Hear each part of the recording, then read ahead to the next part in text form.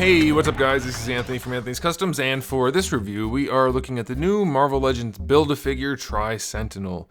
Before we get into any part of the review, I'm just curious if people like this design for TRI-SENTINEL. The original TRI-SENTINEL design is kind of questionable, maybe. It depends if you're into all the parts being mushed together all the time. And this one is a lot more streamlined, a lot more slim, a lot more reasonably designed. So I'm curious how you guys feel about this modern take on the TRI-SENTINEL character design, figure notwithstanding. But as far as the figure goes, it fairly accurately recreates the 2D image of the new TRI-SENTINEL into a somewhat collectible action figure. So let's go ahead and get it off the stand and take a closer look. This guy stands just about to the top of the shoulder hump back thing. Let's just say 8 1/4, give or take. And that's going to make him pretty close to 21 centimeters. He's not very tall. He's just a little bit taller than your average Marvel Legends figure. Very slim, very basic. There's a little bit of paint on there, but not more than your average Iron Man figure, other than he's slightly taller, so there's more simply for the area to cover. But to me, this is not really Build-A-Figure quality or worthy of a Build-A-Figure. And then the quality alone is just not great. I'm going to put that out there right now. We're still going to go through all the parts of the review, but it just does not look that good for me. You guys can let me know what you think as far as if you like this kind of thing for a Build-A-Figure or not. I'm to the point where I'd say they just should scrap the Build-A-Figure idea altogether. Make better figures, and people will want to buy them for that reason rather than to complete a Build-A-Figure. That's my personal opinion. Now, as far as the aesthetic goes on this thing, it is basically what it should be as far as accuracy. It's very accurate to the source material, so no complaints there. The sculpt is nice and hard. There aren't really too many soft edges or anything like that. It looks like it's made out of metal, so that's fine. There's no issues there. The main part of the body is the pearlescent purple, so some of it's going to look good, some of it's going to look bad. Like this part right here, just this panel, you can see that looks very nice. But then if you look up here, we have this giant crack. I mean, it's not actually a crack, but it's a vein of color in there, which some people like, some people don't. I'm over it for most figures. I just don't, it's just too inconsistent.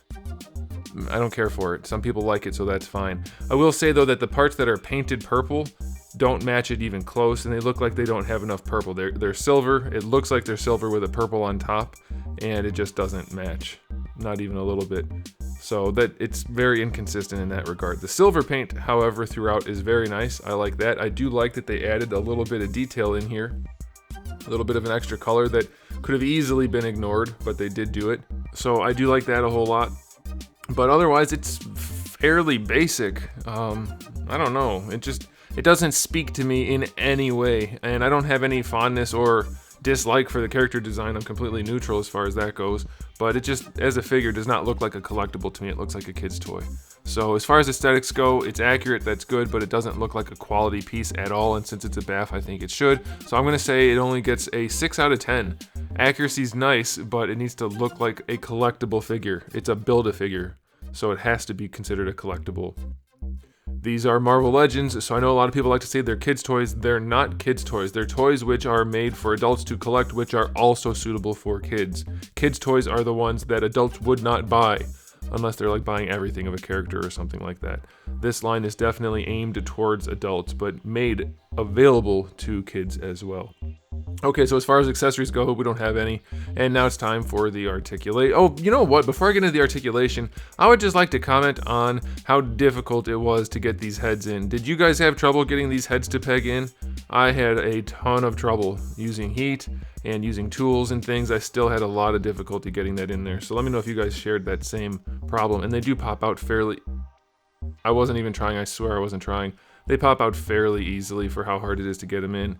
Not cool. Alright, so let's talk about the articulation. Each of the heads is on a little ball peg which barely stays in once you get it in, but they're a nightmare to get in. And it just seems like it's so unnecessary. Like, they could have made that so much easier to peg in by making the socket and ball better. Like, make the ball bigger for more range, and make the socket fit it properly, and that would have been easy. But this was a nightmare for me. Maybe you guys had better luck. There is another ball peg in the head, but there's virtually zero range. So, I mean, you're not going to be able to get to do much with it anyway due to the design, but this is the review. So as far as the shoulders go, we have our swivel here, and then we have a ball hinge here. No bicep swivel out on this end. When you go to use this though, it falls apart. I don't know, maybe I got another dud. That's a thing. Like I saw somebody tagged me in a post the other day. It was pretty funny. They were trying to make fun of me, like saying how bad of a reviewer I am, I guess, and commenting on how I always get the defective figures. Like, yeah, that's up to me. I'm choosing that. Anyway, maybe I'm having bad luck, or maybe they're all just really loose. But there is a ball hinge, it's very ratcheted, and it can pop the shoulder out if you're not careful. Again, no bicep swivel, so that's what you get there. They are fairly floppy, like in between the ratchets, it seems... I don't know. For the elbow, we get a single jointed hinge, which gives you better than 90 by a little bit, and you get your rotation, so that's okay. That's probably enough. Nothing else down here. Where the wrists have a swivel and a hinge. No paintwork on there, by the way. Now for the torso, we do have what you would think would be a really nice ball peg, or even a double ball peg. But as far as I can tell, we have a hinge that leans back and forward pretty nicely. That's good. There's no side to side other than some wobble, so I'm assuming it's not intentional, or they just really screwed it up in assembly. But there's no side to side other than a wiggle, but you get to rotate it. So, why isn't it just a ball peg? Why is it more complicated and less effective? Doesn't make any sense. For the hips, we have ball pegs, so they go out to the side about that far. It's pretty close to 45, a little more than 45, so that's all right. I guess going back and forward is fine. They're definitely a little floppy, and then they're just loose in a general sense. Neither of the directions is especially loose, but they're floppy in the neutral for sure, and probably at most ratchets there's a little bit of... Oh, it's okay right there. But yeah, mine are very floppy in a neutral pose, so be aware of that. You do get a thigh swivel in there, which is fine. A double jointed knee, which is really not a sculpted knee at all. I don't know what's going on there, but it's functional. It's a little loose in a lot of positions, so be aware of that. And then you have your ankles, which go all the way back and pretty far forward, and you get a decent ankle rocker. So articulation on this guy is average at best. I'm gonna go 5 out of 10. Average overall, not average for a good figure. There's a lot of stuff that just doesn't work well on this thing, and it's loose and floppy. And it's a Build-A-Figure, so it should be better, not worse than your average release. So final verdict on this is, I'm just going to throw it on the table, I'm done with it. No, the final verdict on this is, well, now they go in easier, now that I've warmed it up, so to speak, but they still pop out too easily. So I guess they probably just stretched the plastic since I've been sitting on this for about a week.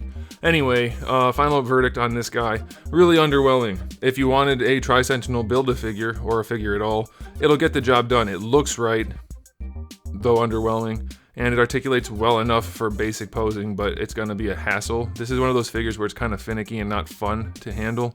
At least for me. Maybe you won't notice it, but that's how I feel about it. As far as the final score, I'm going to give it a 6 out of 10. As a Build-A-Figure, it's too underwhelming. Too many flaws, too many problems. Just don't care to own it. It's one of those. So you guys can let me know how you feel about that in the comment section below.